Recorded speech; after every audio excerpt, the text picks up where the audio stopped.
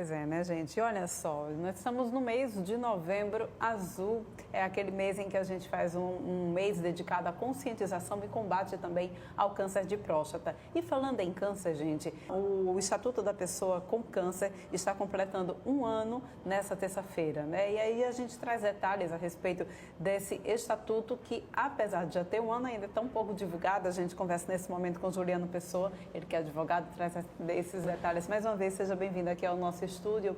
É bem o que eu disse, né? Já tem um ano desse estatuto, mas ele é tão pouco divulgado e tão pouco falado também. Acho que pouca gente ainda conhece o quanto de impactos positivos ele pode trazer para as pessoas acometidas com câncer, não é isso? Exatamente. Bom dia, Orlando. Bom dia quem nos assiste. De fato, é como você fala, eu diria que a lei ela passa por um período de maturação, né? Vamos chamar assim. Então, as pessoas são pouco habituadas ainda a pesquisar sobre isso, a buscar informações ali.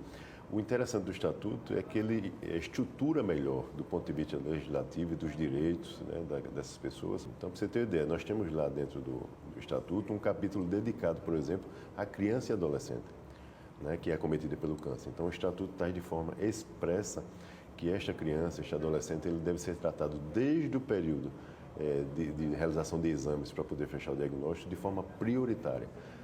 Então, ou seja, existe um olhar diferenciado quando a gente olha de forma mais estruturada, mais organizada. Então, tudo que existia antes permanece existindo, ou seja, qualquer legislação que trate sobre qualquer direito que essas pessoas detenham permanece vigorando, tá? O Estatuto não eliminou nada, mas ele traz uma abordagem diferente. Então, eu diria que tem o mesmo impacto social que nós tivemos com o Estatuto da Criança e Adolescente, o Estatuto da Pessoa com Deficiência, o Estatuto do Idoso, que é muito mais utilizado do ponto de vista de ferramenta jurídica do que o Estatuto da Pessoa com Câncer, ainda talvez ainda por ter esse tempo de início ainda bem breve, né? Primeiro ano de aniversário, vamos dizer assim. Pois é.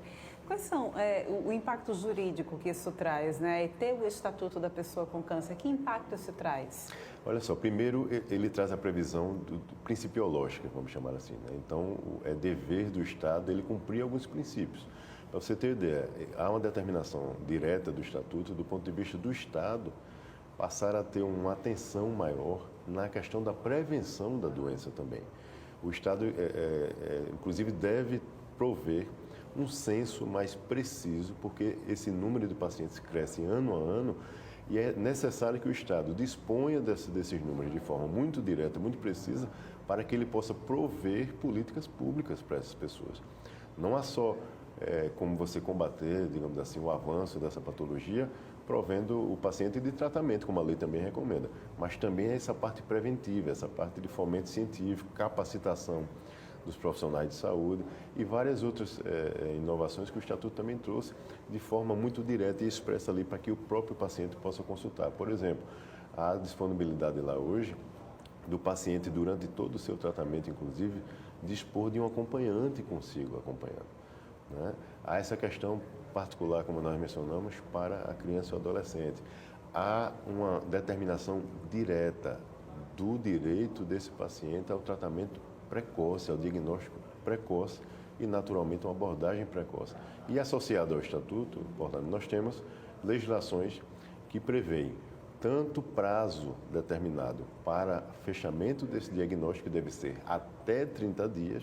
Muito importante a gente exatamente, mencionar e isso, 60 dias para início do tratamento. E aí é importantíssimo que a sociedade, que os pacientes tentem se mobilizar o máximo possível, cobrando das instituições que cumprem esse prazo legal.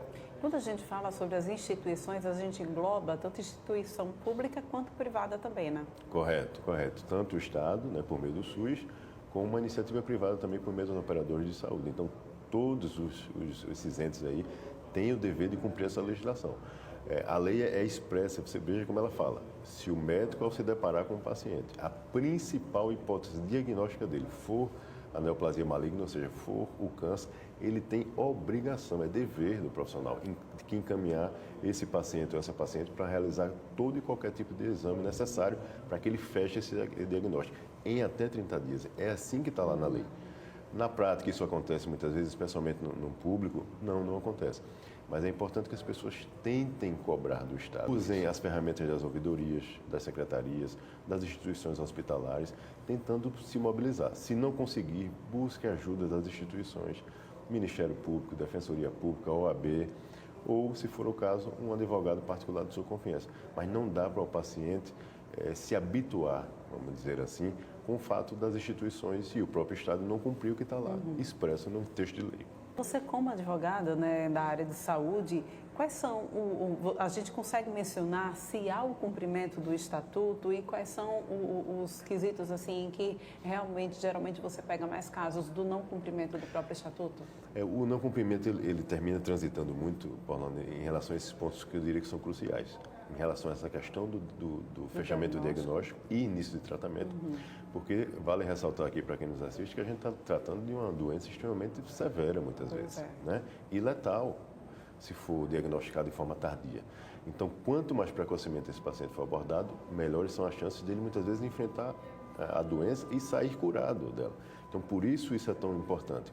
Além disso, outros direitos acessórios. Por exemplo, no caso do câncer de mama, as mulheres têm direito resguardado, tanto pelo SUS como pelo mercado privado, de ter não só a sua mastectomia realizada, ou seja, para poder extrair a mama por conta de alguma questão de tumor, etc., bem como a reconstrução mamária direito das pessoas. Nós tivemos aqui no Estado, inclusive, há 1 ano e meio, mais ou menos, um mutirão que foi feito pelo Estado para poder atender uma demanda reprimida, mas essa demanda ela não é cessada. Continua surgindo pacientes acometidos por essa patologia necessitando disso. E é direito delas, não é uma opção do Estado. A lei chega ao ponto de dizer que se houver possibilidade do ponto de vista médico-científico, essa reconstrução mamária seja feita no mesmo ato, no mesmo tempo cirúrgico da retirada da mama, porque isso traz um benefício do ponto de vista de autoestima gigantesco para essa paciente. Então, esses são os gargalos, eu diria, principalmente, que o paciente encontra. E em relação ao câncer de próstata, a gente já aproveita que a gente está também agora nesse momento, né, de Novembro Azul também, que é exatamente esse mês de conscientização e prevenção do câncer de próstata. Existe alguma legislação dentro do Estatuto da Pessoa com Câncer que resguarde esses homens que estejam fazendo esse tipo de tratamento? Ótima pergunta. Ele está inserido num bojo de pacientes em geral, vamos dizer assim, que tem todos esses direitos, né, que nós mencionamos. O câncer de mama ele tem algumas particularidades por conta desse tipo de procedimento cirúrgico que muitas vezes acomete a mulher de forma mais específica. Mas o homem tem direito a tudo isso que nós falamos. É direito dele receber informação clara por parte dos profissionais e do Estado, fazer todo e qualquer exame que o médico entenda que é necessário para fechar o seu diagnóstico e encaminhá-lo para o tratamento. E vale lembrar que os tratamentos são diversos. Né, medicamentoso, quimioterápico, radioterápico, cirúrgico, essa aferição caberá ao profissional médico indicar e cabe ao Estado e às instituições proverem isso assim que essa recomendação existir. Então, o que se trabalha muito, que a gente ouve muito dos especialistas, né? Porque quando a gente advoga nesse tipo de demanda, a gente advoga em sintonia com o profissional médico. E o que o médico mais relata nos seus relatórios, formalmente, é isto. É preciso agir rapidamente, é preciso assistir rapidamente, para que o paciente saia disso o mais rápido possível. Até porque, veja, quando o Estado cria obstáculos, né, nesse tratamento, nessa abordagem, nesse início de tratamento, vale lembrar que caso o paciente agrave, esta conta também cai no colo do Estado lá na frente e da própria instituição privada. Então, ou seja, além de estar ali se tratando de uma vida, de um ser humano, né, é importante que a gente lute para resguardar isso. Vale destacar também que do ponto de vista econômico se onera, essa morosidade atrapalha todo mundo, inclusive aos entes públicos e privados. Então é importante que se haja, que se realmente traga uma assistência a contento de acordo com como está lá preconizado na legislação. Quando a gente fala também sobre, porque a gente sabe que a ciência, né, a medicina, ela está em evolução constantemente. Quando a gente fala sobre tratamentos alternativos, tratamentos que ainda estão em análise, essa cobertura também é dada? É dada dependendo do caso concreto. Aí, quando a gente trata dessas especificidades, é preciso analisar o caso concreto. Não é de forma ampla. Existem, sim, por exemplo, abordagens com tratamentos off-labels e tal, mas, assim, são excepcionais. Né? Nós temos hoje, por exemplo, tratamentos utilizados até com cannabis medicinal, por exemplo. Para câncer? Para câncer, para aliviar alguns sintomas, né? Da quimioterapia, dores crônicas. Então, ou seja, existe esse tipo de tratamento. Mas, normalmente, não é um tratamento assim tão simples do paciente conseguir do ponto de vista administrativo. Mas existem decisões hoje, inclusive judiciais, determinando que o Estado provenha esse tratamento porque já se tentou tudo do ponto de vista de tratamento convencional. E é última ratio, como a gente fala no direito, ou seja, é a última saída daquele paciente. E existem alguns pacientes, com a comprovação, inclusive, de estudos científicos, que vêm respondendo nesses casos. Então, é importante que ele busque, sim, e o Estado vem sendo compelido, muitas vezes, obrigado a assistir esse paciente também. Muito bem, então, muito obrigada pela tua participação aqui no nosso programa, tá bem? Obrigado, até mais. E a gente vai agora para um rápido intervalo, mas a gente volta daqui a pouquinho com mais informações.